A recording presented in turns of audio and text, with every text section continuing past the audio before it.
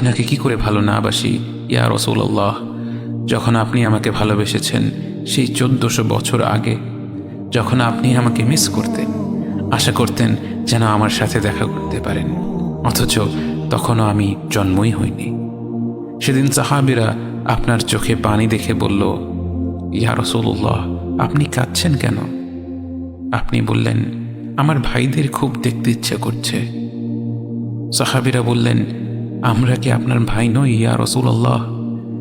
আপনি বললেন, না, তোমরা আমার সাহাবী। আমার ভাই হলো তারা যারা আমার পরে আসবে এবং আমাকে কখনো না দেখেও তারা আমাকে বিশ্বাস করবে।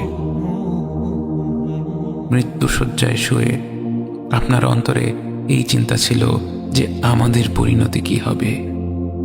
উম্মতি উম্মতি বলতে বলতে আপনি আপনার রবের নিকট ফিরে গিয়েছেন।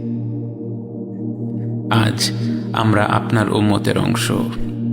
বিশ্বজুড়ে আপাত দৃষ্টিতে আমরা হচ্ছি সবচেয়ে অপদস্থ, নিরুপায়, পরাজিত, লাঞ্ছিত, অথচ বাস্তবে আপনার উম্মতের অংশ হওয়া যে গোটা বিশ্বের সব সম্পদ পাওয়ার চেয়েও মূল্যবান ব্যাপার।